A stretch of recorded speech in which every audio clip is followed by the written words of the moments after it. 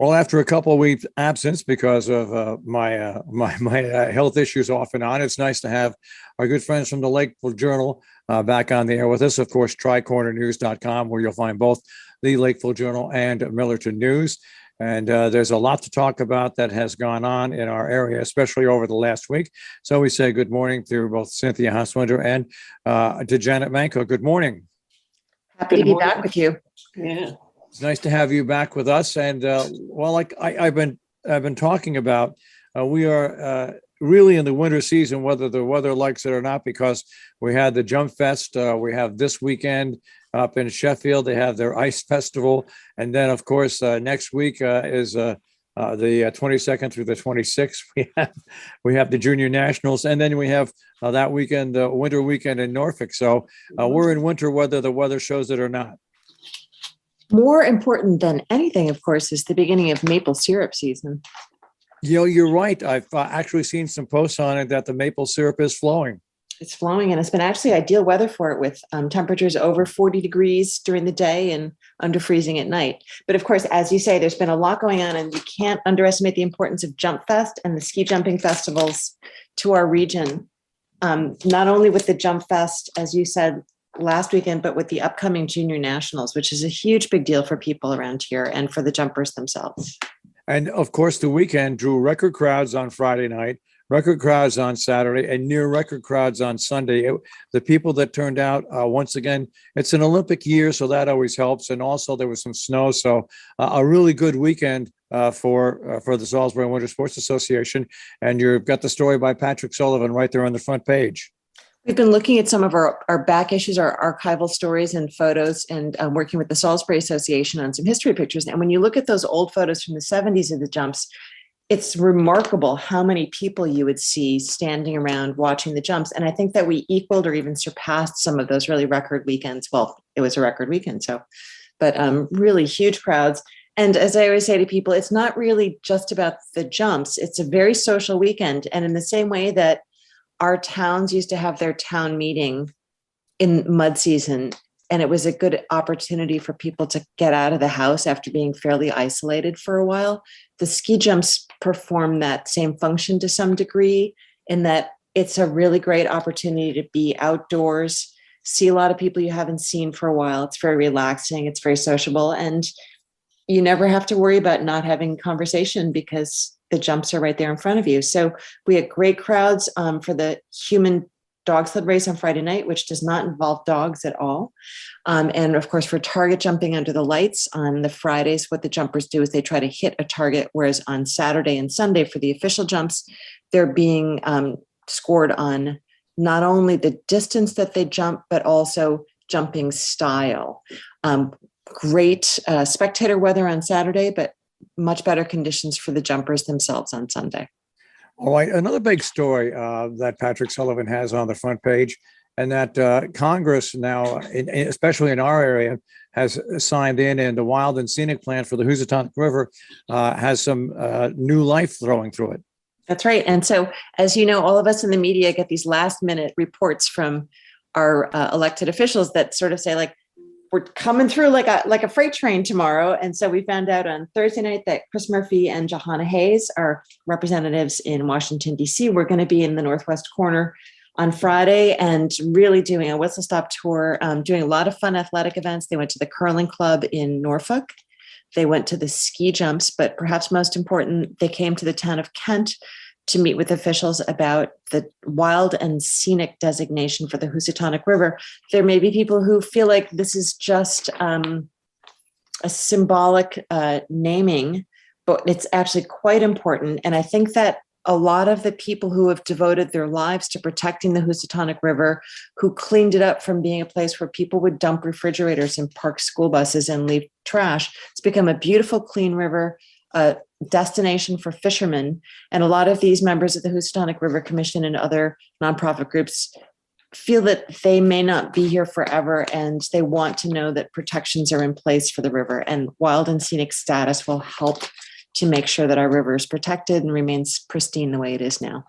The big story on your front page is, and I didn't realize that Craig Minor really has been involved in politics, elected to represent people basically from 1991 on. And he announced that this is his last term in office. I remember Craig Minor back when he was a state rep. He's done a lot for our community and does a nice job of balancing. People often say that Litchfield County is so strongly Democrat, which is great for the Democrats, but there's also a very strong Republican constituency here too. And Craig Minor has done a good job of representing that constituency here. So he, as with our federal officials, he announced recently, just sort of unexpectedly, that he was not going to run for election. Another candidate has already stepped in, but it will be interesting to see who will step up for this very important position of state senator. And a sports story on your front page. Not only does Who's March on the girls, but a big night for Sydney Segala as she joined a very select club at athletic-wise in basketball at Housatonic Valley Regional High School. I'm going to let Janet talk about this, but I first want to say the Segala family, outstanding, extraordinary athletes in this family. And Sydney's older sister, Lauren, of course, was in the newspaper quite a bit. And like her sister, Sydney, they're both multi-sport athletes. And so Sydney is a phenomenal soccer player, as her sister Lauren was, but is also a phenomenal basketball player and is already, I believe she's going to Boston College. But Janet was actually at the game. So I'm going to let Janet talk about the excitement of watching Sydney play. I was at the game, and it was exciting watching Sydney play and that entire team. And I have to say, Lewis Mills also was a great team that they played against for this game. That they're just phenomenal young ladies who do this sport and are really good at it and passionate about it. And boy, Sydney Segala is, first among them as far as scoring 1,000 points. So, think about that during COVID as well, that, at times when it was hard for these games to happen, et cetera, that's quite an achievement for her high school career. So we had a story on the 1,000 points being reached last week. And this week, we talk about the celebration she had after she scored the first point in this game on Saturday. And so congratulations to Sydney and to this whole team who supports her so well and who works together so well to win games. They're having a great winning season. I want to go on to the next page, and you have a great list, and parents should be listening to this. A scholarship and grant opportunities. You have a list of scholarships and grants that are available for students that are right on the next page. So we try to take this page, which we refer to as A2, the second page in the front section. We try to make it sort of a family and friends page. An important part of that is scholarships and grants. And this is the season for applications. And coming up in a few months, we will have the list of who has been able to give grants to these students. And a lot of students who apply for multiple grants and are able to actually put a nice dent into their college expenses. And a new principal has taken over the reins at the Lee H. Kellogg School. Right. Stacy Callow sounds like a very interesting person at one of our most beloved little schools in Falls Village, taking over from Robin Faust. And she had a nice meet and greet with the students last week. And next to that is a story that I think we'll see for all area towns that are involved in it. Salisbury has now decided to stick with the Myra trash plan. And of course, along with that, they have to find a new place to take the trash to. And also prices are going up for everybody. As Patrick Sullivan keeps saying, this is the biggest story in our region right now. And everybody's going to be seeing the impact of it, not only in increases in our trash tipping fees, which you'll see in your tax bills, but also in the ways that the different transfer stations are going to start having to try to reduce costs. So some of the towns are looking at composting, for example, as a way to take a lot of really wet, heavy garbage out of the regular trash flow.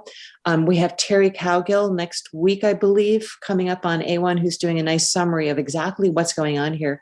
Patrick's fear is that even though he writes about it every week, and Leela Hawken also writing from all the different towns, that people aren't really focusing on it. So we're hoping that people will read Terry's article next week, which will be a lively and clear explanation of what's going on. All right, nice little story about something that is going on at Noble Horizons, put together by Noble Horizons and the Scoville Library, and that is the Harlem Renaissance on February 28th.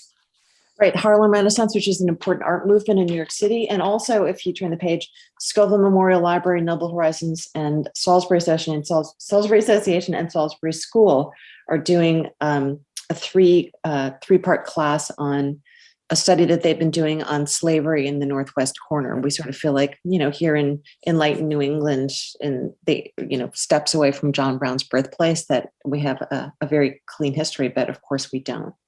So two very interesting projects, presentations that we are all invited to take part in. And talking about rates arising in Salisbury, water and sewer rates are going to be going up. Right. Fair. So many people in our region have well and septic, so they have their own water sources. Many of us, like myself, who live in the center of town, are lucky enough to benefit from town water and town sewer.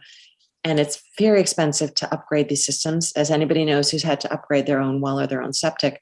So we have all these pipes running through town. They're relining the pipes, which is important. I remember in Sharon, it must have been 10, 15 years ago, they had to redo all of the pipes because the pipes were too small for the amount of usage that they were getting. It was a huge, massive cost, but really worth it. Sharon's water is very good right now. And of course, in Salisbury, we have excellent water.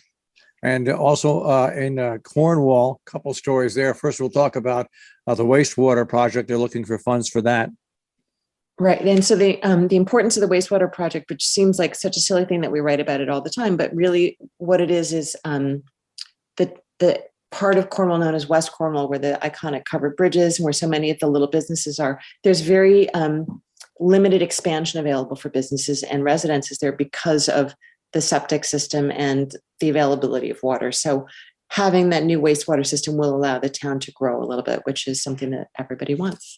A nice story by Cornwall about and of course we're involved in this with our local access TV station, but bringing town government home via videos, it really became even more important over the past 2 years.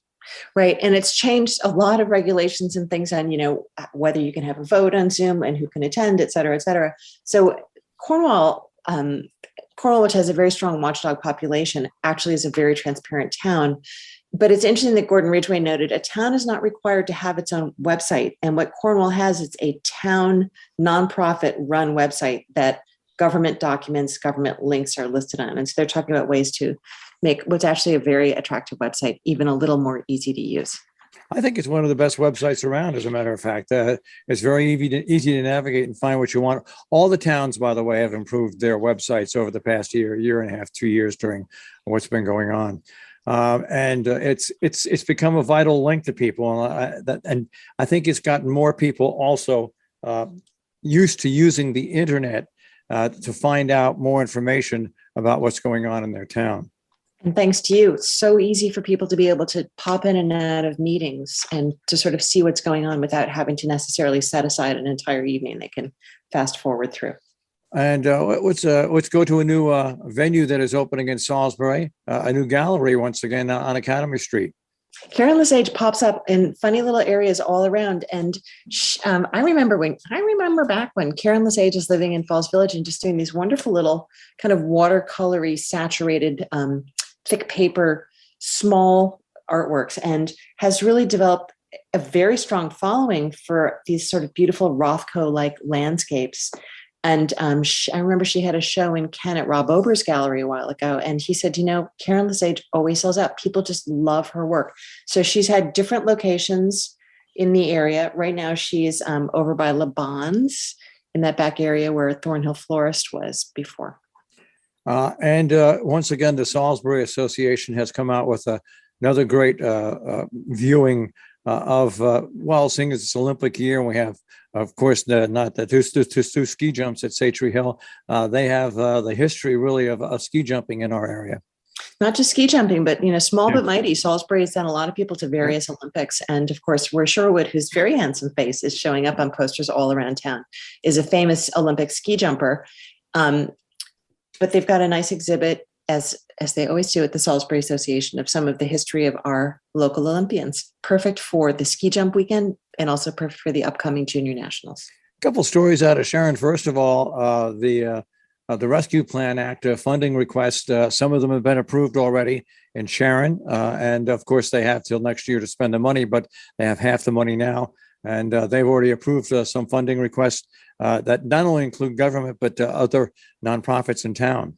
Right. The Hotchkiss Library of Sharon, which is ongoing with its renovation, which has been fairly quiet at the moment going over there. And many people have noticed the Hotchkiss Library of Sharon is now over in the Herbert Klebes VFW post.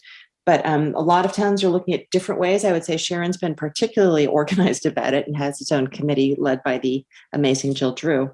And then, of course, Sharon Center School looking at putting solar panels up for the school. And interesting, they are not allowed to sell their power back into the grid. Whatever they generate, they have to use for the school. And what's the Global Eco Drag Show? We had done a story a little while ago on Elizabeth England, who lives here in Cornwall and had walked the New York City Marathon. It was a very interesting story. And this is Elizabeth's daughter, whose name is Liv Scott. And Liv is doing, again, for a small rural area, we have a lot of very progressive things happening here. And there's a pretty strong drag culture in the Northwest corner, the tri-state region. And so Liv is putting together with two, what she's calling drag kings, a drag show. And it's going to be on Zoom on the 25th, and it's helping to fund a small film called Emergence of Heart. And we go to the obituary page once again, and we have posted the story on Chris McKenna, and to date, I think that is the most viewed story and commented story that we've ever had. Over 6,000 views. Just a death that just really affected so many people in our area. Yeah, you don't have to go far to find somebody who knew Chris McKenna and is just heartbroken with his death. And also Eleanor Pulver from Pine Plains, a very important person in that community. We'll get to Compass in just a few moments, but first, I guess we should go to the editorial and the viewpoint pages. Your editorial, Janet, we can find some joy and hope now. Right.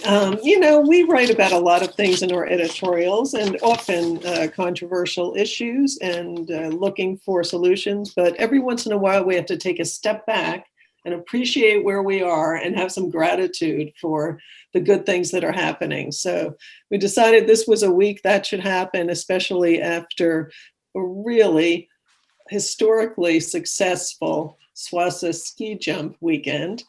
Just couldn't have been better, and wonderful that there are so many winter sports fans out there who became acquainted once again on the hill in Salisbury, and just a great weekend. So congrats to them, and be ready for the U.S. ski jumping and Nordic combined junior nationals, February 22nd to 26th. It's not over yet, and should just be a great year for winter sports. And for that, we're grateful in this area. And also, go ahead. No, I was going to say, you've got also, I love your letters. They go from the Ukraine to the Republican Party, land of the free, home of the brave, talking really, really about the TV, the national anthem. And worries can melt like snow. Spring is coming, which actually goes with your basically editorial. I know. So I think there's something in the air where we all can sort of feel that, at least in this area, we should be grateful for things looking up. And then we do have our letter writers who are thinking about more national and international problems and looking for solutions. And so we have G.A. Mudge and Sharon talking about some possible answers for the Ukraine-Russia aggression happening right now.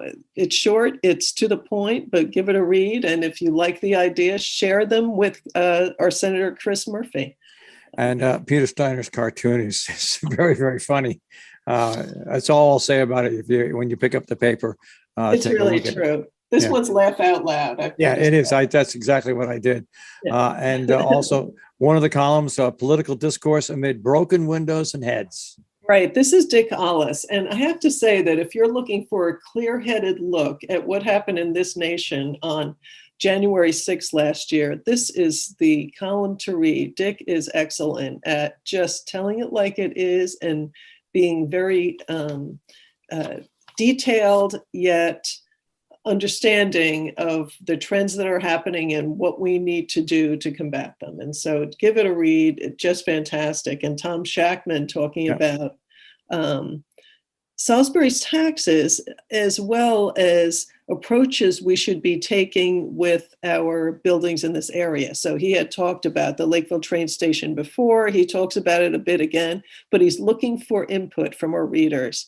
He wants ideas to share once again in his next column. And we're so glad he's doing this. He's gotten some good response, and we think it's something good for the community.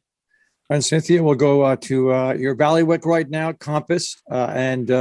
First of all, we'll start off with your film review, why you should watch French Dispatch again. Of course, we are in publishing, so we love French Dispatch, one of our favorite movies. Jan and I actually watched it. We've actually seen it twice. We saw it the second time together. And we did what I'm recommending in the article, which is as you go through, freeze frame or pause it. And there's a lot that's very confusing in it. And we sort of give a guide to how you can watch it. And it's just a wonderful, wonderful film.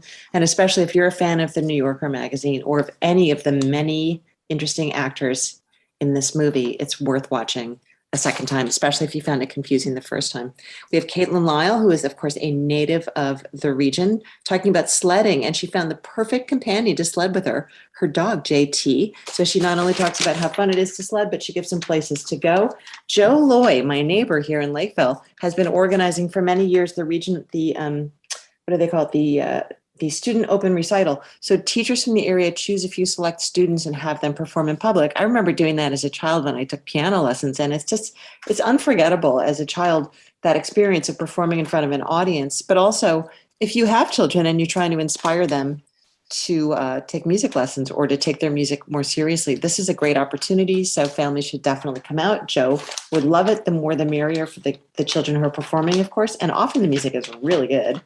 You spoke about the winter weekend in Norfolk coming up. I love Norfolk, one of the most fascinating, weird little towns ever. And there's a lot of world-class things in many areas, including the beautiful Lewis Comfort Tiffany stained glass windows, architecture by Alfredo Taylor, of course, world-class hiking, cross-country skiing trails. There's going to be skating if the weather stays cold. And there's a history of ski jumping and curling. Of course, never forget curling. Well, I was going to say, with all the mention of what SWASA does and weekend in Norfolk and also in Sheffield, their ice festival this weekend, you can't forget that curling has been as important to this area and to the state, really, for tourism, I think, as the Salisbury ski jumps have been. And of course, when they put their new clubhouse up, curling got a boost, and it got a boost last Olympics when the United States won the curling gold. So we can't leave them out of the mix for our winter talk. People often say to me, like, oh, curling, isn't it going to be cold? I'm like, no, it's so toasty in there. You go inside, it's this beautiful, comfortable little lounge. There's a bar, there's tables, there's cushy chairs. There's always chili. It's a really wonderful way to spend a day. Well, that is just some of the stories you'll find in the Lakeville Journal. Of course, Tri-Corner News is their website. You can find the Lakeville Journal there and also the Millerton News.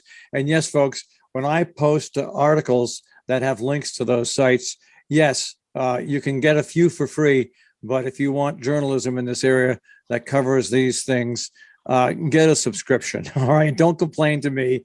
Get a subscription, because that's why we put those links up there, so you know where you can find the full coverage.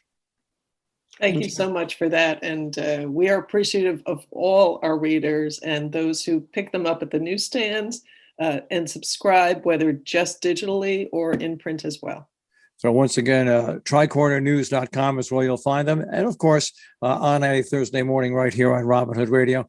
Janet, thank you very much. And of course, Cynthia, thank you. We'll speak to you next week. See you next week. Thank you, Marshall.